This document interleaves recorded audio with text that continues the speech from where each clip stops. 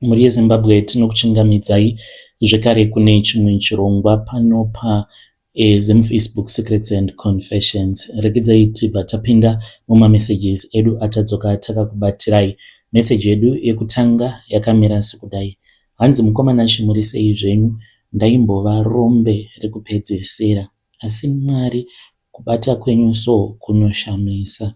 Ndiri kutonzwa kuda kuyeredza misodzi ndichikutumidzirai nyaya yangu. Ndine nguva dzekuti ndinokwanisa kana kungochema ndikatanga kufunga kwandakabva nepandava kutaura kudai. Muri sei mukomanashi? Ndinokumbirawo kuti munge muchizovanzawo chitupa changu. Saka zvakaitika ndezvekudai so. Ndigere hangu muno muGaborone muBotswana. Vanondiziva vanokufungidzira kuti maybe ndakazvarirwawo mumari, but havazivi kwandakabva kuti kwairema uye zvekare kwairwadza sei. Inini ndiri murume uye zvekare ndine makore 40 years ekuberekwa. Zita rangu muchanditi Tatenda. Ndakamborarama upenyu mukomanashi hwairwadza zvisingaiti kuma 2011 muBeitbridge. Ndaita zvekutengesa mabhanana nemaputi murengi. I was a single father mukoma. Ndakaramwirwa mwana nemudzimai wangu. Akangondisiyira mwana uyo ainge aine 8 months.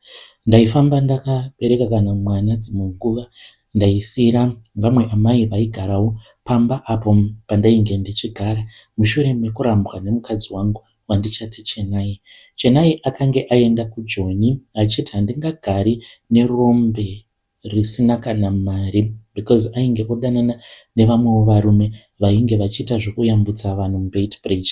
Vaigara vaine mari varume ivavo. Apa dzimwe nguva mumba taishaya kana zvokudya. Saka mukoma zvakazoitika muna 2012 ndezvekudai so. Ndainge ndagara ndiine umwe mudhara wandainge ndichiwirirana naye. Mudhara uyu akabva ati kwandiri, you know what, ndiri kungonzwa rimwe vibe pauri. Uri kuita sekunge munhu akaiswa muhari, but hari yenhamo. Handina kunge ndakaziva kuti paya pandakasiyiwa nemudzimai wangu muna 2011 pandakazonhonga mari mushure mekunge aenda kuSouth Africa, ndakanhonga mari yainge iine mweya wejambwa. Mukoma ndakazoita makore 9 ndichitambudzika zvisingaiti. Ndakazotosunungurwa mugore ra2019. Mudikani unokwanisa kunge wakateerera confession yangu iyi. Zvimwe kuda uri kurarama uri mukati memamwe matambudziko ausingazivi kuti uchabuda maari sei. But what I can tell you is hakuna zita seraJesu. Mwari ndivo vega vanogona kukuyambutsa kubva mumatambudziko awo auri kusangana nadzo. Ndainge ndiri mugehena renhamo mukomanashi makore iwawo 9 ndiri mugehena ndichitambudzika zvisingaiti. Hama dzaChenai dzaindiseka mukomanashi. Ndaisekwa zvisingaiti vachiti mwana wedu akaita a smart move kusiya munhu anofamba nendove, akabata ndove mumaoko achitambudzika. Ndaita zvekutakurira vanhu vanoita zvekuhodha mumesina mabhegi avo, mabhodha jamba, ndichingobatsira vanhu. Mari dzandaipiwa mukomanashi because ndainge ndiine mweya wemunyama. Kana uine munyama hakuna kana munhu anenge achida kumbokubatsira kunze kwekuti vanhu vange vachikubatsira vanotoita sekunge vanenge vachitonzwa kutosemeswa newe. Ndaiti ndikatsvakawo mabasa sezvandaiona vamwe vangu vachiita, vachitoendeswa kumesina votopiwawo zvimari zvekutoti vaitogona kutoraramisawo mhuri dzavo. Inini ndaitoita zvekutonyengerera vanhu, ndotakuriswa mabhegi mukoma, ndofamba netsoka kubva kuSouth African side. Ndakatsiga zibhegi rinorema kunosvika kuBeitbridge, sometimes kutoenda nemunhu kumba kwake. Guess what? How much I was going to be given? Ndaipiwa $1 dola chairo mukoma, kutakura bhegi kubva naro kuSouth African side kuya naro muBeitbridge opiwa $. Umwe munhu anokwanisa kuti imari shoma, but inini mukoma ndainge ndongoitirawo kuti mwana wangu akwanise kudya. Ndaitiwo kana ndikatakurira vanhu 2-3 zvezuva iroro, tikawana $3 chedu tobva tatengawo zvekudya mukoma, then tobva takwanisa kurarama. Mari yandaiwana yainge iri shoma zvekuti ndaisakwanisa kuti ndinge ndichitenga kana upfu mumba. Ndaingotiwo kana ndikawanawo zvimari ndainosiyira vamwe amai vaitawo zvekubika, then vobva vachizosara vobva vapakura sadza vobva vapa madha vaya vaizosara nemwana wangu. Mwana wangu akatanga kudya sadza kachiri kacheche, kachiri kamwana kadiki, kainge kutoziva kuti kune chinhu chinonzi sadza, because I could not afford anything. Usiku zvekare taizongotenga plate yedu tobva tatongodya sadza tobva tatongonwa nemvura. Mukoma Nashe ndaifamba ndisina kana bhutsu dzimwe nguva, ndichinyatsokuona kuti upenyu iko zvinozve hwakaoma. Ndaitadza kana kutenga bhutsu chaidzo. Mukoma Nashe, upenyu hwangu hwakazochinja kutanga mugore ra2017 apo pandakatanga kuitawo zvekunamata. Makange mava mugore ra2020 ndipo pandakazoenda kune imwe crusade. Ndainge ndisingatodi kuenda kucrusade ikoko. Pandakaenda kucrusade mweya wangu wakangonditi enda kucrusade. Ndakabva ndasangana nevamwe amai. Amai ava vakangouyawo pandainge ndiri, vakabva vanditarisa vakati, zita rako unonzani? Ndokubva ndavaudza. Vakabva vati, ndaona zita rako handiti unonzi Tatenda. Ndikati hongu. Vakanditi ndiri kuona pane pakanyorwa kunzi Tatenda, zita rako riri mualtar, but altar iyi ialtar isina kunaka, ialtar yenhamo.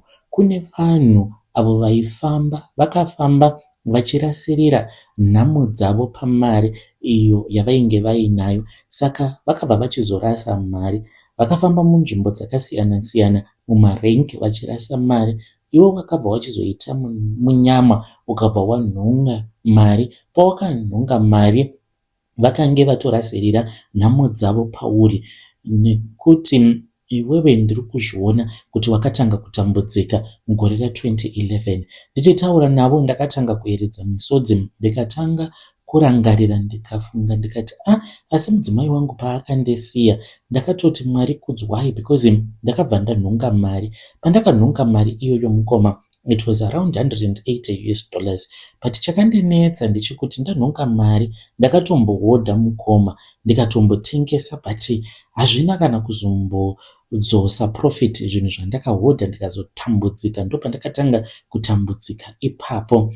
Ndikati saka nguva yose yandainge ndichitambudzika ndichisekwa nenyika kuti ava kutambudzika, saka ndo zvakaitika kuti zita rangu rainge rakatonyorwa mualtar yenhamo, kuitira kuti vamwe vanhu vasina kana dzinza neni vange vachizova vanhu vane mari yakawanda. Saka vakazondinamatira amai ivavo, vandinamatira vakange vachipwanya macovenants. Ende ndinokurudzira munhu wose anobhilivha muna Mwari, kunyange usingabhilivhi muna Mwari, pose paunenge wonamata, namata uchiti I break each and every covenant dzeurombo mugore rino. Kana paine munhu akaita mhiko dzake pamusoro peupenyu hwangu muzuva ranhasi, mhiko idzodzo dzinofanira kuti dzinge dzichizopwanywa.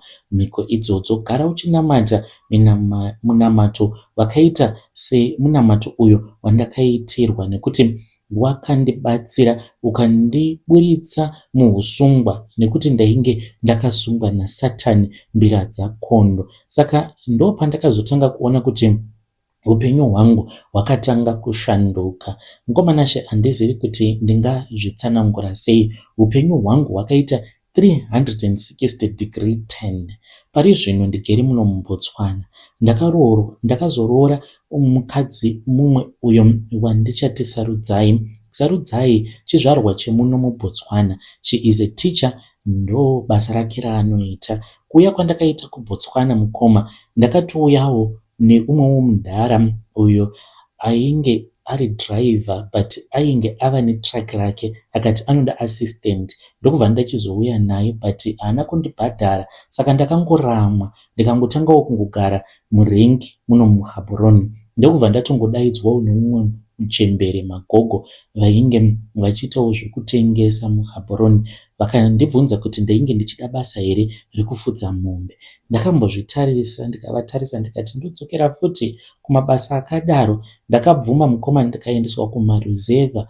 Mukoma nashi ndakaendeswa kumaruzevha kumachonyonyo kwekuti ndakatanga kuzvidemba kwainetsa network. Mukoma I still remember makore acho iwawo apo pandakauya kunoku kuti kwainetsa network. Ndaifamba kana zve2 kilometers. Ndaibva ndachizokwira chimwe chikomo kuti ndinge ndichikwanisa kutaura nehanzvadzi yangu uyo wandainge ndakasiyira mwana. Kusangana kwandakaita nemudzimai wangu kwandaigara ikoko kwainetsa transport, saka ndaitowanzokutaimirawo motikari yake nevamwewo vakomana vaiitawo zvekufudza mombe, then aibva achizouya nesu kuHabhoroni.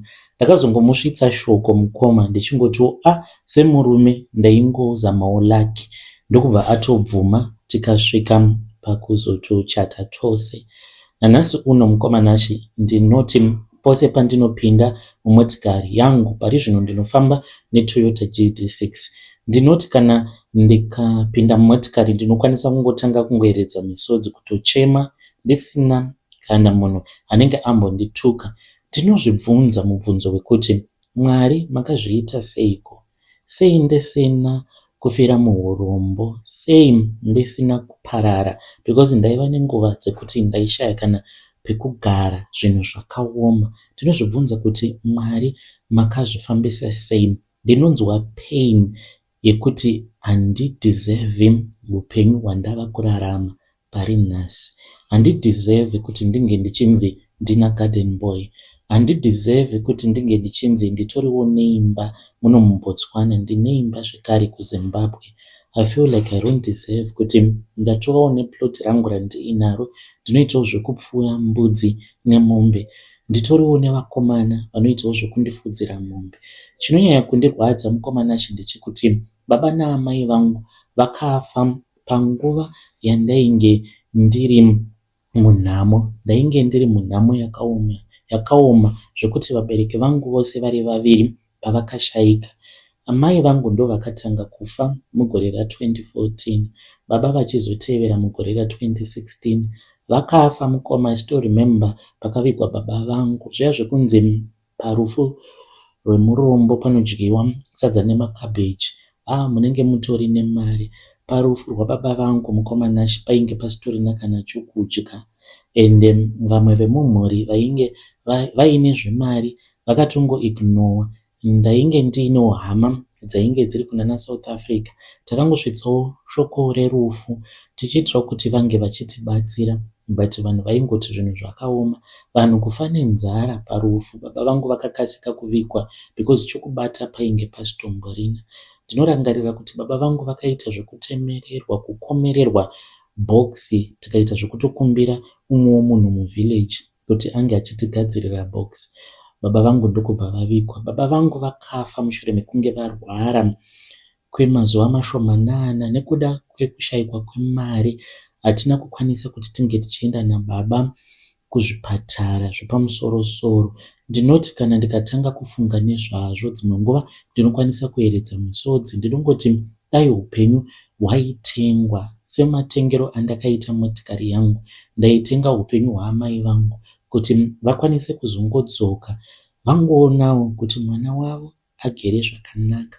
Ndainge ndisingambofungidziri kuti ndichasvika pakuita mari yakawanda kudai. Ndinoda kungokutendai Mwari nezvose izvo zvamakandiitira. Mukoma nashi ndinokumbira kuti munge muchiudza vana vose vemuZimbabwe kuti situation yako yemuzuva ranhasi, ziva kuti haisiri iyo inozodetermine your final destination. Mwari vanofanira kuti vange vachinamatwa. Namata Mwari, usambofa wakabva pana Mwari. Gara wakapfugama nemabvi ako uchitarisa kuna Mwari. Ende kana vanhu vakakuseka vachiti uri murombo, hazvina hazvo basa. Do not give up, nekuti unokwanisa kuzoita give up on the 9th year of your struggle. Ndinongonamatirawo divine restoration kune vose avo vane matambudziko, neavo vose vanenge vakaiswa mumaaltars enhamo, mumaaltar ezvirwere, mose munenge makanzi gore rino igore rekuti unofanira kuti unge uchizofa. Nenyasha dzaMwari ndinoti hausi kuzofa. Muri yeZimbabwe ndo meseji iyo yandakatumidzirwa ichibva kuna mukoma vedu. Ngatitaurei nezvayo nyaya iyi mucomment section. Zvakangooma hazvo vedu we. Hanzi let this year be the year of divine restoration. We say amen and amen. Regedzai tibva taenda panyedu inotevera. Nyedu inotevera yakamira sekudai. Hanzi mukoma nashi muri sei zvenyu, please post my story makavigwa chitupa changu. Ndauyawo pano ndine confession yangu iyo yandiinayo. I was a school bully pari zvino ndigere kunoko kuAmerica. I used to be a bad bully in high school, but I have now realized nekuda kwekuwana ndakakwanisawo kuenda for therapy. Ndine a very strong mental health issue, ndokusaka ndainge ndiri violent kuchikoro. Muri sei mukoma? Please post my story makavigwa chitupa changu.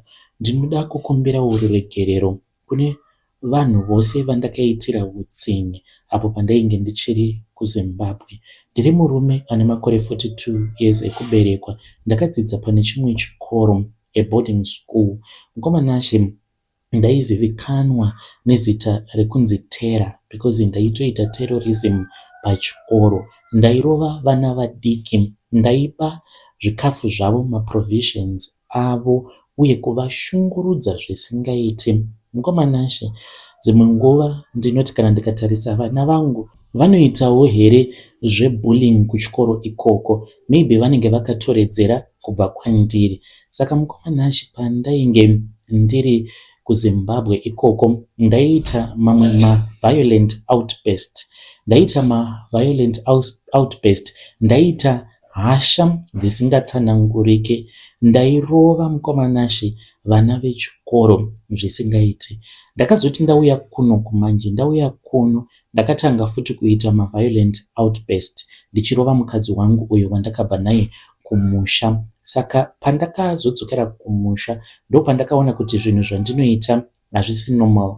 Izvi zvekuzvipembedza uchiti ndine short temper, ini ndine short temper, panenge patori neproblem inenge iripo. Mukoma nashe ndo pandakabva ndachizoti ndadzoka kuno, ndakabva ndaenda kunoona umwe chiremba. I went to a psychiatrist. Saka ndakati ndaendako vakaita matest akawanda. Ndo pandakabva ndachizoudzwa kuti ndainge nditori nedambudziko uye zvekare ndine avanoti unresolved childhood traumas. Vakati violence yose yandaiita kuhigh school yainge ichikonzereswa nechemical imbalance uye zvekare nekurohwa kwandainge ndichiitwa nababa vangu kumba. Sezvo ndainge ndiri mwana ainge aine musikanzwa wakanyanyisa mukoma, ndaigara ndakarohwa zuva roga roga nababa vangu. Ndaitoziva kuti ndinozvitemera shamu. Baba vangu vainge vari musoja, zvimwe kuda naivowo baba vainge vatoriwo nechildhood trauma. Ndinoti kana ndikatarisa kumashure kwandakabva mukoma,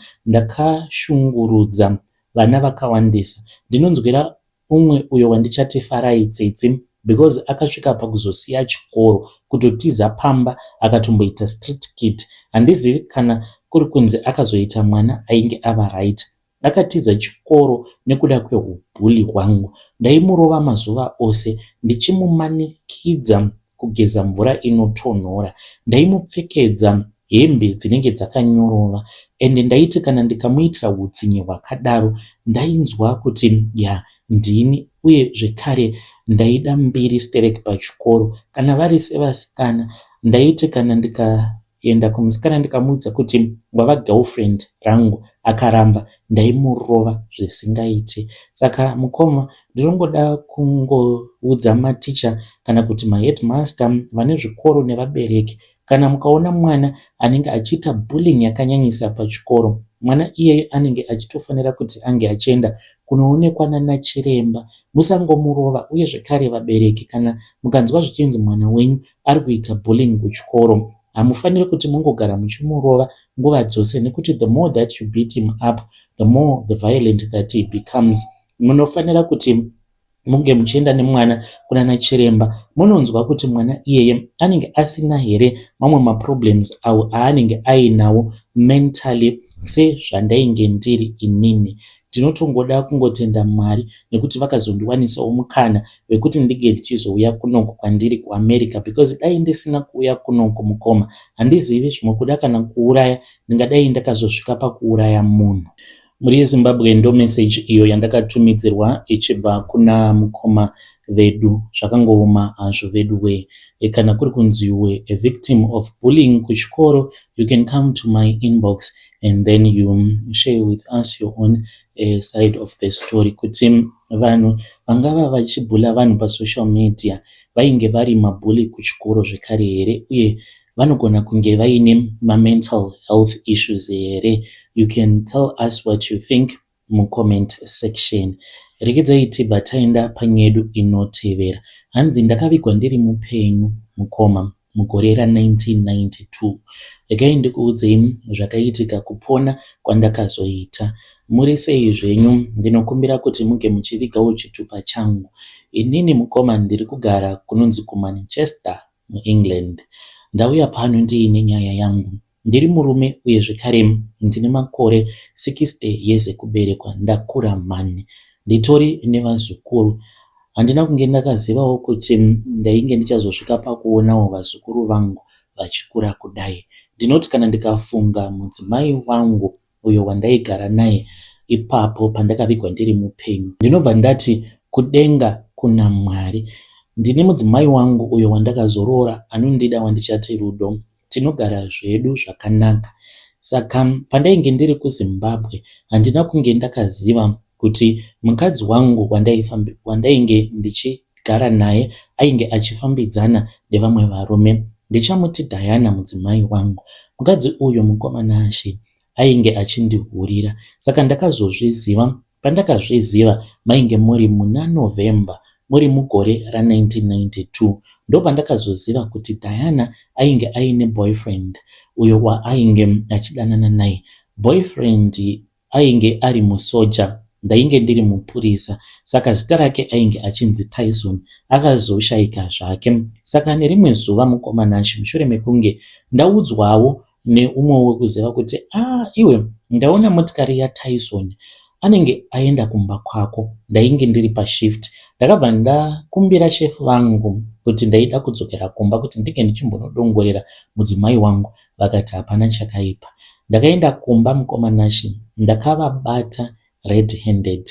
Ndakaita zvekuvadzinga mumba. Ipapo tainge tichigara kumaprazi kuBeatrice uko. Saka ndakati ndavamhanyisa, hakuna akazvinzwa because hatina kutomboita mhirizhonga.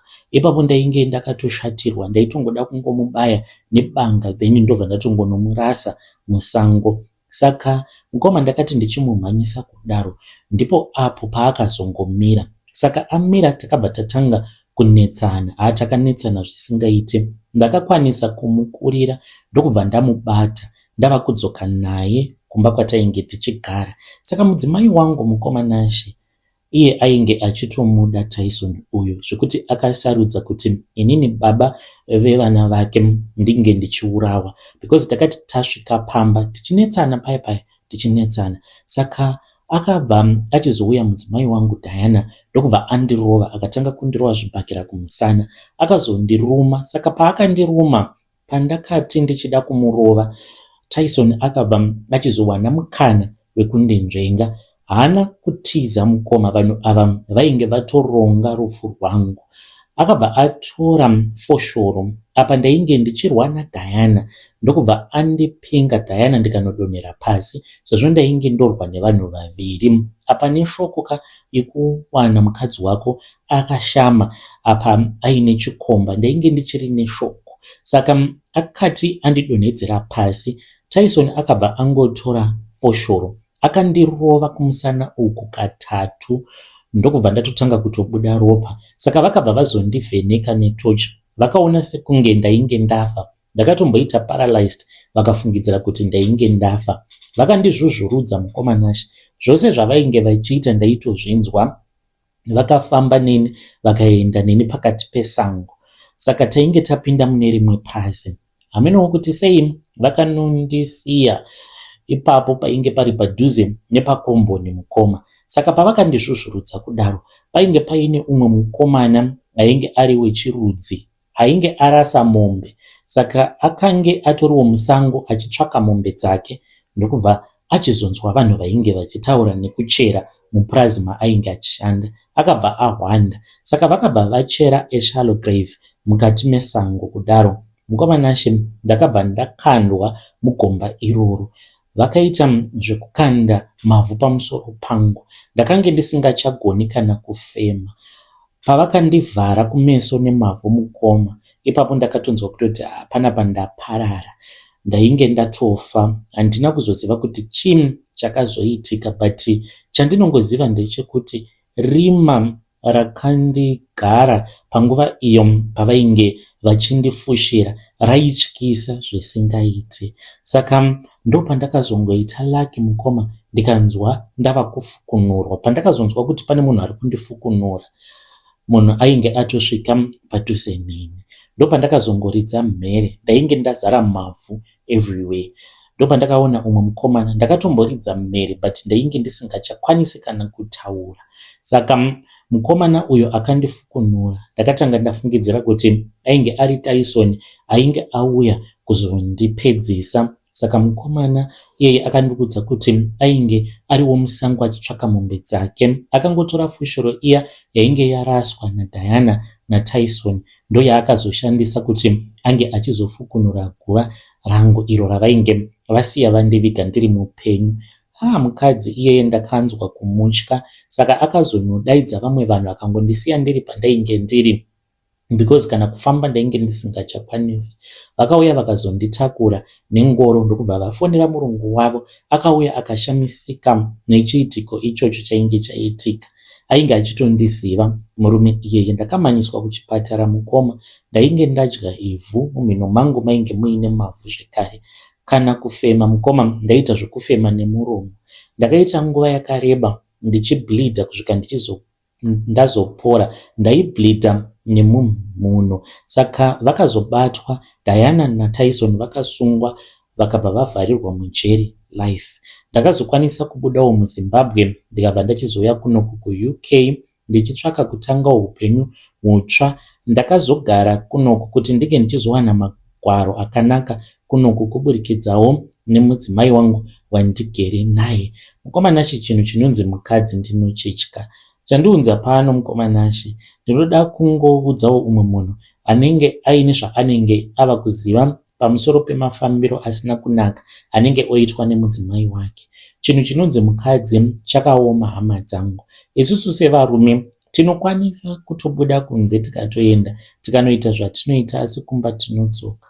Kashoma kuti unge uchinzwa kuti murume azosarudza kuti ange achiuraya mudzimai wake nenzira yakadaro, kuti munomufushira kumurova nemafoshoro mobva mamufushira achiri mupenyu.